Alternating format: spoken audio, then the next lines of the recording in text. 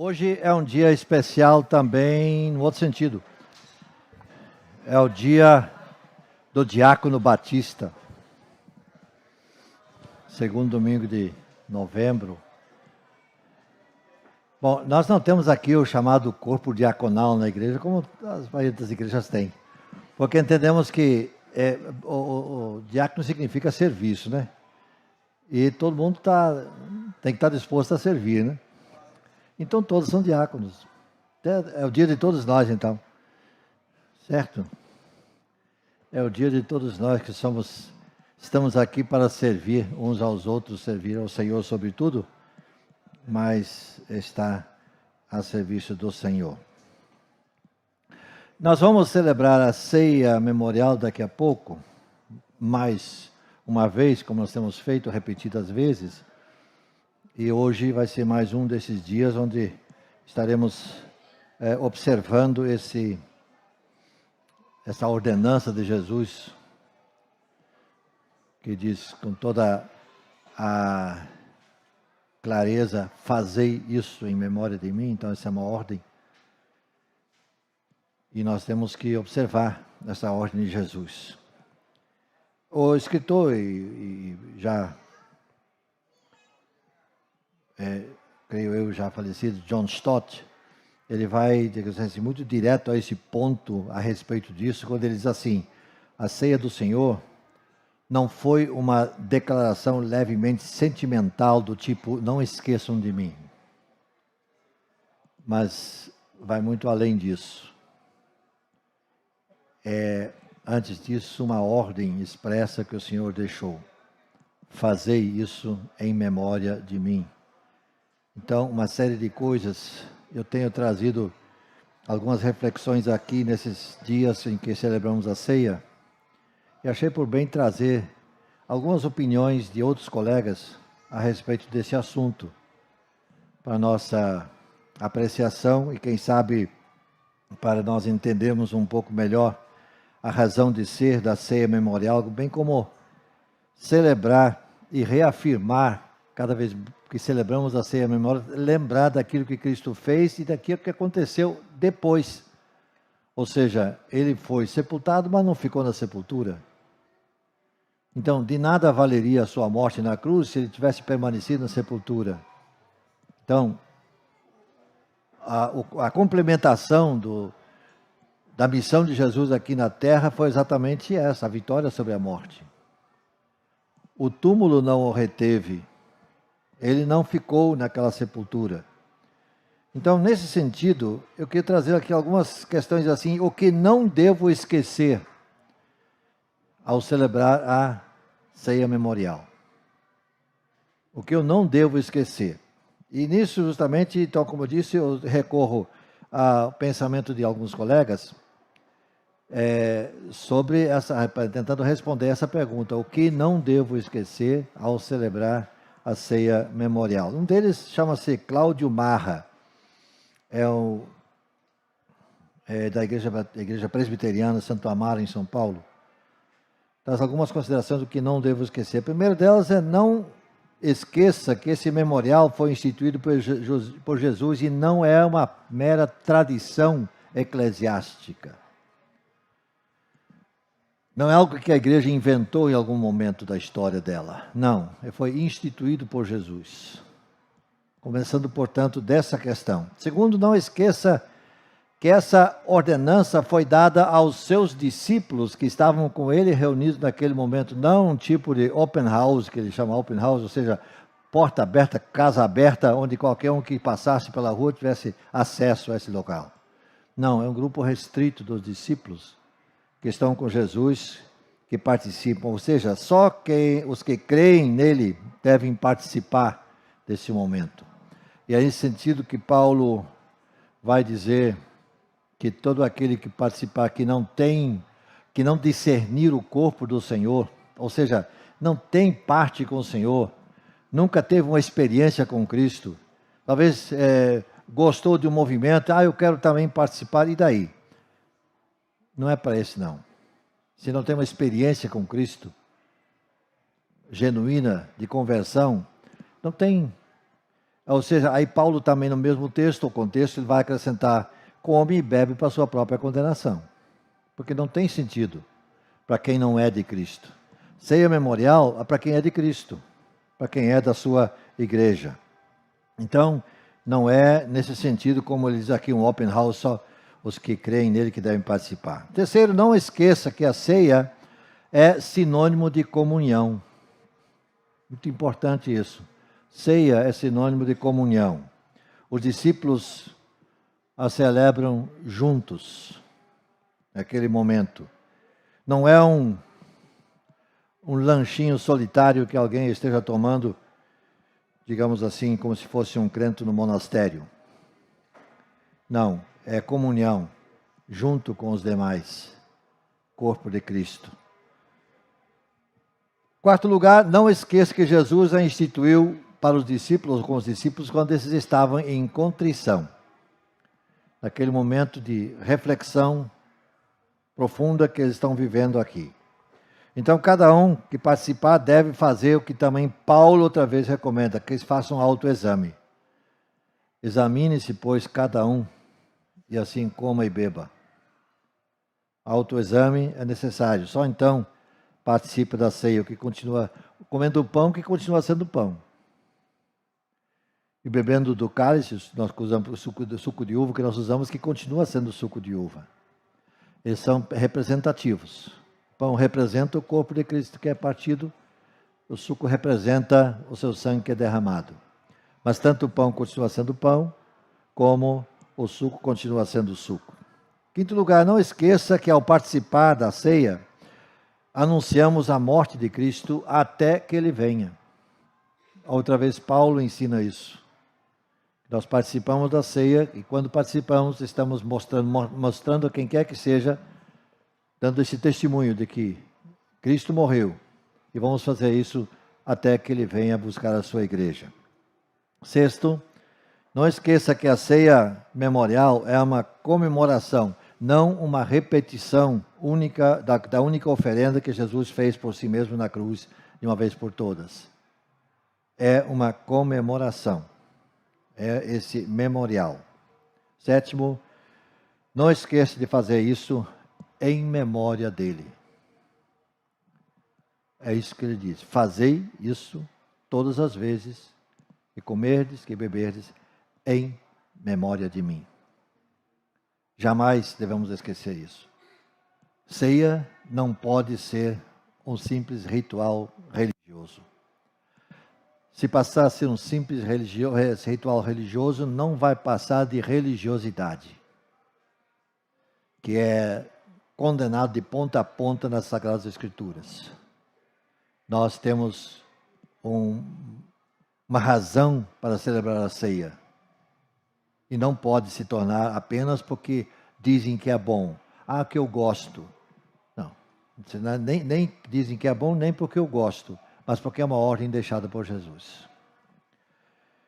Gostei também de César Moisés Carvalho, teólogo e escritor, que faz uma consideração a respeito dessa pergunta: o que não devo esquecer ao celebrar a ceia do Senhor?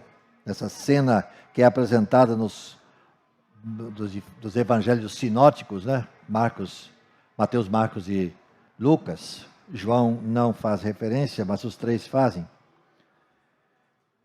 Então, a primeira pergunta que ele faria é o seguinte, que eu também tenho feito. É a última Páscoa ou a primeira ceia do Senhor? Jesus convoca os seus discípulos para celebrarem a Páscoa. E nesse sentido eu quero, interrompendo um pouco essa sequência aqui, ler o texto que eu destaquei para hoje, que é exatamente Marcos, capítulo 14, que vai nos, mais uma vez, dar esse retrato de que eles estão celebrando a Páscoa, que vem desde o Êxodo, anualmente celebrado no judaísmo.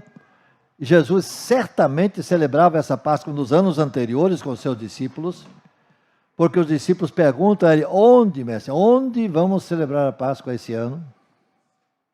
Esse ano não está no texto, mas eu estou acrescentando aqui, né? Mas vem essa pergunta, onde devemos preparar para a celebração da Páscoa? E Jesus então dá essa orientação. Dá a entender que nos anos anteriores, onde a Bíblia não fala nada, esse evento também aconteceu em algum lugar onde eles estivessem nessa ocasião. Nesse caso, estão em Jerusalém. Né? Então diz assim, no primeiro dia da festa dos pães sem fermento, quando sacrificavam o cordeiro pascal, olha aí, tudo a ver com a celebração da Páscoa. Os discípulos disseram, onde queres que façamos os preparativos para comeres a Páscoa? Então, todo o ritual que qualquer grupo de judeus fazia está aqui presente nessa celebração da Páscoa. Então ele enviou 2 dos seus discípulos e disse-lhes, ide à cidade, e vos sairá ao encontro um homem levando um jarro de água, segui-o. E onde ele entrar, dizei ao dono da casa, o mestre manda perguntar, onde está o meu aposento, em que hei de comer a refeição da Páscoa com os meus discípulos?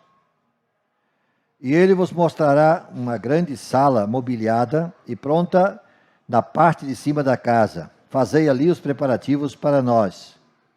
Os discípulos foram à cidade e acharam tudo conforme eles disseram e prepararam a Páscoa. Irmãos, isso aqui envolve abater o cordeiro, preparar o cordeiro, toda a comida para a Páscoa.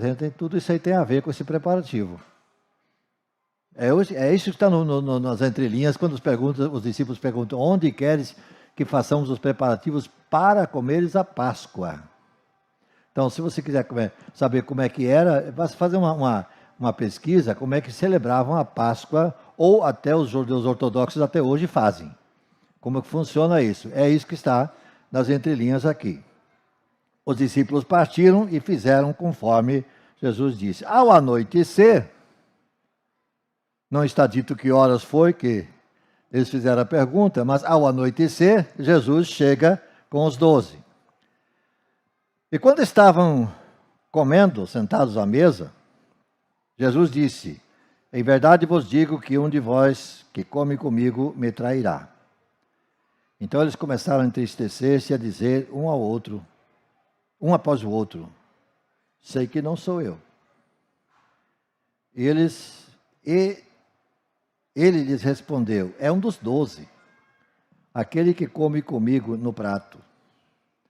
Pois o Filho do Homem vai conforme está escrito a seu respeito, mas ai daquele por quem o Filho do Homem é traído. Melhor seria que esse homem não tivesse nascido. Enquanto comiam, Jesus tomou o pão, aí vem a instalação da ceia, a instituição da ceia. Enquanto comiam, a refeição da Páscoa. Enquanto comiam, Jesus toma o pão, abençoou, partiu e deu-lhes, dizendo, tomai, este é o meu corpo. Tomando um cálice, deu graças, entregou aos discípulos e todos beberam dele. Disse-lhes, este é o meu sangue, que é o sangue da aliança que foi derramado em favor de muitos. Em verdade vos digo que não beberei mais do fruto da videira até o dia em que eu beba novo no reino dos céus. E tendo cantado um hino, saíram para o Monte das Oliveiras. Capítulo 14 de Marcos, capítulo 14, versículos de 12 até o versículo 26. Esse relato da última Páscoa, e aí sim eu chamo da primeira ceia. Muita gente chama aí da última ceia, que eu não consigo concordar com isso, mas tudo bem, deixa para lá.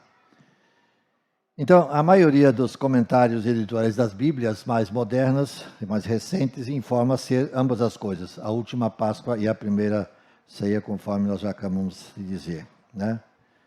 E foi justamente nessa ocasião que os 3 aspectos que não podemos esquecer desse memorial foram instituídos. Então, o César Carvalho tem esses 3 aspectos. O primeiro deles, não podemos esquecer a remissão dos nossos pecados, dando início a um novo tempo para a humanidade, ou seja, tudo que está ligado ao Novo Testamento, a nova aliança, a nova proposta que Deus traz, nova e definitiva proposta que Deus traz por meio de Jesus Cristo.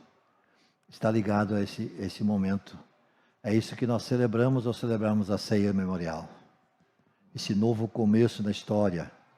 As alianças que Deus fez no passado, todas elas, de alguma forma, falharam. A última aliança dele é essa nova aliança com Jesus, por meio do sangue de Jesus.